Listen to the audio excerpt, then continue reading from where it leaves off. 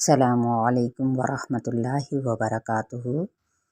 نحمدہ و نصلی علی رسولہ الکریم، اما بعد فاعوذ باللہ من الشیطان الرجیم، بسم اللہ الرحمن الرحیم۔ آج جو پارہ ہے وہ ہے پارہ نمبر 13۔ وما ابرئ نفسی ان النفس لامارۃ بالسوء الا ما رحم ربی ان ربی غفور رحیم۔ میں اپنے نفس کی پاکیزگی بیان نہیں کرتا، بے شک نفس تو برائی پر ابھارنے والا ہی ہے، مگر یہ کہ میرا پروردگار ہی اپنا رحم کرے۔ یقیناً میرا پالنے والا بڑی بخشش کرنے والا اور بہت مہربانی فرمانے والا ہے۔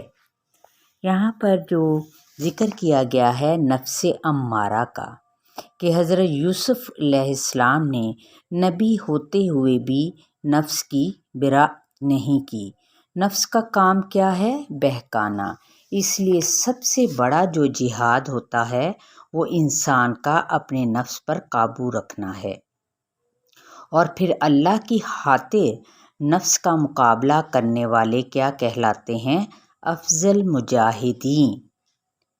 تو حضرت یوسف علیہ السلام کی یہ صفات میں ہی شامل ہوتا ہے کہ انہوں نے کس طرح سے زلیخا کے مقابلے میں اپنے نفس پر قابو کیا، اور ان کی جو صفات ہیں وہ کیا ہیں؟ خوبیاں: مکین، امین اور حفیظ، اور ساتھ ہی علیم یعنی علم والے بھی۔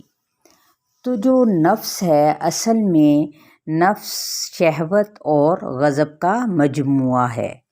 یہ دونوں چیزیں، شہوت جہالت کے ساتھ اور غضب ظلم کے ساتھ ہوتا ہے۔ تو حضرت یوسف علیہ السلام کی جو صفات تھیں وہ کیا تھیں؟ مکین، امین، حفیظ اور علیم۔ یعنی مکین کیا تھے؟ صاحب مرتبہ تھے، امین قابل اعتماد تھے، اور حفیظ حفاظت کرنے والے تھے، علیم علم والے تھے۔ حضرت یوسف علیہ السلام جو ان سے تھے، ان کا کیونکہ وہ بادشاہ جو وہاں پہ تھا مصر عزیز، حضرت یوسف علیہ السلام کی غیر معمولی صلاحیتوں، قابلیت اور اہلیت کا اندازہ لگا چکا تھا، تو اس نے کہا کہ میں انہیں اپنا مشیر خاص بنانا چاہتا ہوں۔ تو یہ ان کی خوبیاں تھیں، یعنی علم و حکمت تھی ان کے اندر پہلی خوبی، اور دوسری خوبی جو ان سی تھی وہ ظاہری خوبی، وہ تھا کلام ان کا، کہ وہ کلام بہت خوبصورت کرتے تھے۔ اسی عہدے کے لیے جو خوبیاں بھی خاص طور پر یہی ایک انسان کے اندر ہونی چاہیے۔ عام حالات میں تو اگرچہ عہدہ اور منصب کی طلب جائز نہیں ہے، لیکن حضرت یوسف علیہ السلام کی اس قدم سے پتہ چلتا ہے، یعنی اس اقدام سے یہ پتہ چلتا ہے کہ خاص حالات میں اگر کوئی شخص یہ سمجھتا ہے کہ قوم اور ملک کو جو خطرات درپیش ہیں ان سے نمٹنے کی صلاحیتیں میرے اندر موجود ہیں، تو جو دوسروں میں نہیں ہیں، تو اہلیت کے مطابق اس مخصوص عہدے کی وہ طلب کر سکتا ہے، یعنی وہ پیشکش کر سکتا ہے۔ اور یہ حضرت یوسف علیہ السلام نے بادشاہ کی پیشکش پر یہ خواہش ظاہر کی تھی۔ دیکھیں نا، جہاں پہ انسانی مخالفت ہوتی ہے نا، اس میں حسد کی انتہا ہو جاتی ہے، وہیں سے پھر اللہ تعالیٰ کی رحمت کی ابتدا ہوتی ہے، کیونکہ اللہ تعالیٰ کبھی بھی کسی محسن کا اجر جو سے ہے وہ ضائع نہیں ہونے دیتے۔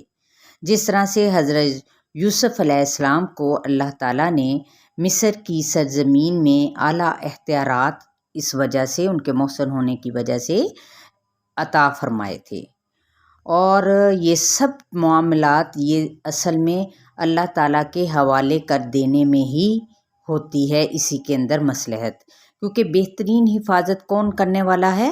اللہ خیر حافظ، اللہ ہی کی مدد سے یہ سب کچھ ممکن ہے، اور لہٰذا چاہیے کہ اسی پر ہی مکمل بھروسہ کرے۔ تدبیر اور احتیاط کرنا ضروری ہے، مگر بھروسہ کس پر ہوگا؟ اللہ تعالیٰ پر ہی ہوگا۔ وَعَلَيْهِ فَلْيَتَوَكَّلِ الْمُتَوَكِّلُونَ، کیونکہ حضرت علی رضی اللہ تعالیٰ عنہ کا بھی قول کیا ہے کہ پہلے باندھو اور پھر توکل کرو، یعنی پہلے اپنی تیاری پوری طرح سے کرو اور پھر اللہ تعالیٰ پر بھروسہ کرو۔ تو اسی سلسلے میں یہی چیز بتائی گئی ہے ہمیں کہ اللہ تعالیٰ پر مکمل کسی بھی تکلیف میں کسی بھی حالات میں ہوں تو ہمیں سب سے پہلے کیا کرنا ہے؟ اپنے آپ کو تیار کرنا ہے اور پھر اللہ تعالیٰ پر بھروسہ کرنا ہے، توکل کرنا ہے کہ وہ یقیناً میری مدد کرے گا۔ اسی طرح سے دیکھیں حضرت یعقوب علیہ السلام کو بھی کس چیز کا ڈر تھا کہ ان کے بیٹے ماشاءاللہ سے 12 بیٹے تھے، ایک جون سے تھے ان میں حضرت یوسف علیہ السلام تھے اور باقی جو 11 تھے، تو ان کو کس بات کا ڈر تھا کہ بیٹوں کو ایک ساتھ دروازے سے داخل ہونے سے انہوں نے منع کیا تھا، کیونکہ نظر بد دیکھے نا دیوانہ کر سکتی ہے یا موت تک لے جا سکتی، اس لیے نظر بد سے بچنے کے لیے ہمیں کیا کرنا چاہیے؟ مسنون اذکار پڑھنے چاہیے، کیونکہ حضرت یوسف علیہ السلام کے جو لڑکے تھے یعنی بیٹے تھے وہ بہت ماشاءاللہ مضبوط جسامت کے مالک تھے۔ تو اسی پر ہمیں یہ دعائیں بھی سکھائی گئی ہیں کہ اگر نظر لگنا، کیونکہ آپ سب جانتے ہیں کہ نظر لگنا برحق ہے، اور نظر لگنے پر اللہ تعالیٰ نے ہمیں کچھ دعائیں بھی سکھائی ہیں اللہ کے نبی صلی اللہ علیہ وسلم نے، کہ سب سے پہلے ہمیں کیا پڑھنا چاہیے؟ رب اغفر وارحم وانت خیر الراحمین۔ پھر ایک اور دعا ہے اعوذ بکلمات اللہ التامات من کل شیطان وہامہ ومن کل عین لامہ، کہ میں تم کو اللہ کے کلمات کی پناہ میں دیتا ہوں ہر شیطان اور موذی جانور سے یا موذی شر سے یا چیز سے اور ہر نظر بد سے۔ بخاری شریف کی روایت ہے۔ آپ صلی اللہ علیہ وسلم حضرت حسن اور حضرت حسین رضی اللہ تعالیٰ عنہ کو بہت پیار کیا کرتے تھے، ان پر یہ دعا آپ صلی اللہ علیہ وسلم پڑھتے تھے، کیونکہ محبت سے بھی کیا ہے؟ نظر لگ جاتی ہے، کہ میں تم کو اللہ کے بے عیب کلمات کی پناہ میں دیتا ہوں اور اس کے غضب اور شیاطین کے وسوسوں سے۔ اسی طرح سے ایک اور دعا بھی سکھائی گئی ہے، بسم اللہ ارقیک من کل شیء یؤذیک ومن شر کل نفس او عین حاسد اللہ یشفیک بسم اللہ ارقیک۔ میں اللہ کے نام سے جھاڑتا ہوں ہر چیز سے جو آپ کو تکلیف دے، ہر نفس کے شر سے اور حاسد کے شر سے، اللہ ہی شفا دیتا ہے آپ کو۔ تو یہ کیا ہے کہ جب بچوں کو نظر لگے تو کیا کرنا چاہیے؟ یا تکلیف ہو ان کو تو یہ دعا پڑھیں اور ان پر دم کریں۔ آپ صلی اللہ علیہ وسلم جب بیمار ہوئے تھے تو حضرت جبرائیل علیہ السلام تشریف لائے تھے اور یہ دعا پڑھ کر انہوں نے کیا تھا؟ دم کیا تھا، کیونکہ حدیث میں ہے نا کہ آپ صلی اللہ علیہ وسلم نے فرمایا کہ نظر برحق ہے۔ جب کوئی چیز اچھی لگے تو کیا کہیں؟ بارک اللہ کہو۔ جس کی نظر لگے اسے چاہیے کہ وہ غسل کرے اور اس پانی سے جس کو نظر لگے اس کے سر اور پورے جسم پر پانی بہا دیا جائے۔ اس کے علاوہ سورہ فلق، سورہ ناس پڑھیں، معوذتین جنہیں کہا جاتا ہے 3 بار، آیت الکرسی، سورہ اخلاص پڑھیں، سورہ فاتحہ، درود شریف اور کلمہ شہادت بھی پڑھ کر دم کر سکتے ہیں۔ پھر علم کے جو درجے ہیں نا، اگر وفوق کل ذی علم علیم، ہر علم والے کے اوپر ایک علم والا ہے، کیونکہ دیکھیں اگر کوئی دنیاوی علم حاصل کسی نے کیا ہے لیکن سب سے اوپر کون ہے؟ ایک کامل علم والا وہ موجود ہے۔ کامل علم سوائے اللہ تعالیٰ کے کسی کا بھی نہیں۔ تو ہمیں ان چیزوں کا خاص طور پر خیال رکھنا ہے، اپنے آپ کو مضبوط اور اپنے آپ کو یہ نہیں کہ میں مکمل علم والا ہوں، بالکل بھی نہیں۔ ہر علم والے کے اوپر ایک علم والا موجود ہے۔ اسی طرح سے دیکھیں کہ حضرت یعقوب علیہ السلام نے جب دو بیٹے کھو دیے اپنے، ایک بیٹا بچپن ہی سے جو حضرت یوسف علیہ السلام تھے، اور دوسرا بیٹا کون؟ بنیامین، جب سارے بیٹے ان کے حضرت یوسف علیہ السلام کے دربار میں اس وقت گئے تھے وہاں پر انہوں نے اس جو چوری کا الزام لگا تھا وہ پیالہ کا، تو اس صورت میں حضرت یوسف علیہ السلام نے حکمت کے طور پر اس اپنے بھائی کو اپنے پاس رکھا۔ تو حضرت یعقوب علیہ السلام نے کیا کیا؟ صبر کیا، کیونکہ صبر کیا ہے؟ افضل ترین ایمان ہے۔ انہوں نے غم کا اظہار نہیں کیا، اور غم کا اظہار کس صورت میں کیا؟ انہوں نے کہا کہ انما اشکو بثی وحزنی الی اللہ۔ انہوں نے سب کے سامنے اپنے غم کا اظہار نہیں کیا، بلکہ اپنا سب غم اور دکھ صرف اور صرف اللہ تعالیٰ کو سنایا، کیونکہ وہی حل کرنے والا ہے، کوئی انسان نہیں۔ اور مایوسی آپ کو پتہ ہے کفر ہے، گناہ ہے۔ لا ییأس من روح اللہ، کہ کبیرہ گناہ ہے یقین رکھنا کہ حالات کی تبدیلی قریب ہی ہے، لہٰذا ہمیں مایوسی سے بچنا چاہیے، کیونکہ ایک نہ ایک دن وہی مایوسی جون سی ہے وہ انشاءاللہ تعالیٰ کس میں بدل جائے گی؟ ہمارے ایمان میں، اور ہماری یعنی تقویت کا باعث بنے گی، ہمیں وہ خوشی دے گی۔ تو یہ سب کچھ کس طریقے سے ممکن ہے؟ تقویٰ اور صبر کے ذریعے سے، کیونکہ یہ خوبیاں اگر جس میں اندر موجود ہوں گی تو اس کے لیے دنیا اور آخرت کی بھلائیاں بھی جمع ہو جائیں گی۔ لہٰذا جب دیکھیں اگر کوئی شخص اپنی غلطی کا اعتراف کرتا ہے، جیسے کہ حقیقت کھلتے ہی برادران یوسف یعنی حضرت یوسف علیہ السلام کے بھائیوں نے اپنی غلطی کا اعتراف کر لیا تھا، تو جو کوئی بھی اپنے گناہ کا اعتراف کرے گا، معافی مانگ لے گا، تو وہ اس کے لیے رحمت اور بخشش پانے کا ذریعہ بن جائے گا۔ تو لیکن اصل چیز ہے کہ ہمیں تکبر سے بچ کے اپنے گناہوں کا اعتراف کرنا ہے، اور کیونکہ معاف کرنے والی ذات کون سی ہے؟ صرف اور صرف اللہ رب العزت کی ذات ہے، اور قدرت کے باوجود اگر کوئی بدلہ نہیں لیتا تو یہ کن کا شیوا ہے؟ پیغمبروں کا شیوا ہے، یعنی پیغمبرانہ اخلاق ہے۔ لا تثریب علیکم اليوم یغفر اللہ لکم۔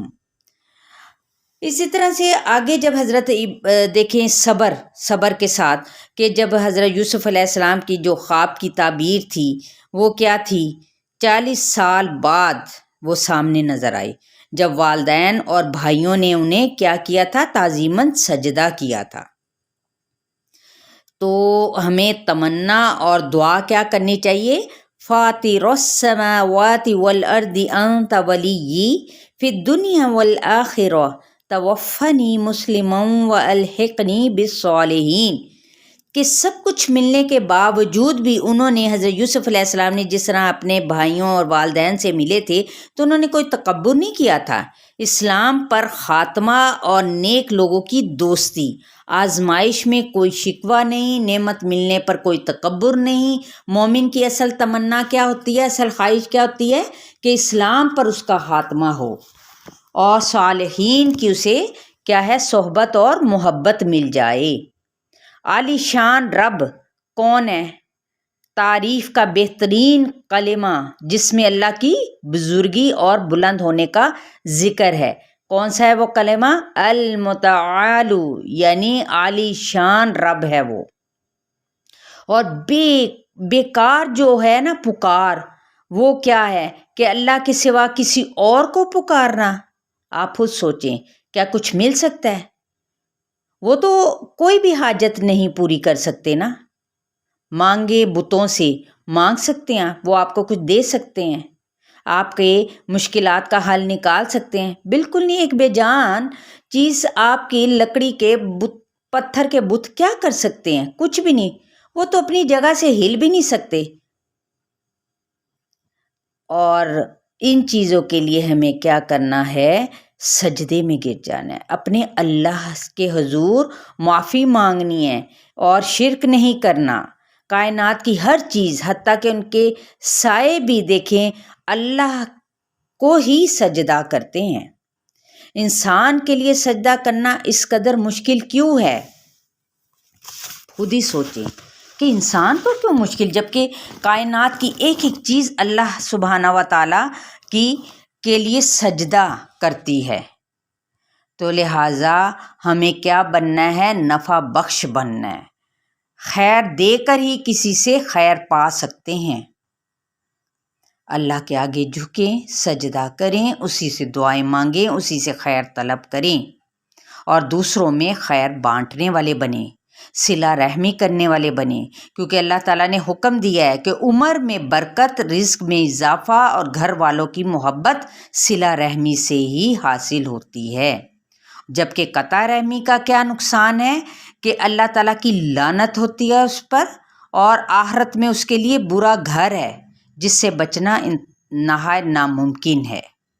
اللہ کے دیدار کی خاطر ہمیں کیا چاہیے؟ صبر کرنا. والذین صبروا ابتغاء وجہ ربہم، کیونکہ صبر کرنے والوں کے لیے باغات ہیں. ذکر الہی کرنے والوں کے لیے وہاں پہ دلوں کی غذا کیا ہے اور اطمینان کا ذریعہ کیا ہے؟ الا بذکر اللہ تطمئن القلوب. ذکر کرنا، ذکر الہی میں مشغول رہنا، کیونکہ قرآن مجید دیکھیں کیا ہے؟ اندھیروں سے نکال کر روشنی کی طرف لے جانے والی ہے، اور یہ ہمیں اپنے اللہ رب العزت کے راستے پر لے جانے والی یہی ایک کتاب ہے جو ہمارے لیے نجات کا راستہ ہے. اور اس پر ہمیں شکر ادا کرنا چاہیے کہ اتنی بہترین کتاب جس میں ہماری زندگی کے تمام مسائل کا حل موجود ہے اور جنت میں لے جانے کا ذریعہ ہے. لَإِن شَكَرْتُمْ لَأَزِيدَنَّكُمْ. تو لہٰذا ہمیں اس پر شکر ادا کرنا چاہیے، کیونکہ شکر ادا کرنے سے نعمتوں میں اضافہ ہوتا ہے. اور نعمت ملنے پر ہی نہیں بلکہ تکلیف آنے پر بھی ہمیں شکر ادا کرنا چاہیے.